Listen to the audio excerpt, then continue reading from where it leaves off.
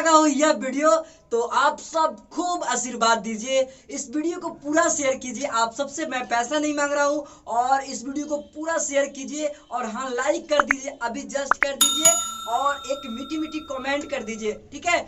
और इसी तरह आप सब प्यार दुलार बनाए रखते हैं तो बढ़िया बढ़िया वीडियो बनाता रहूंगा। तो आज के लिए इतना ही था। Good take care, bye by.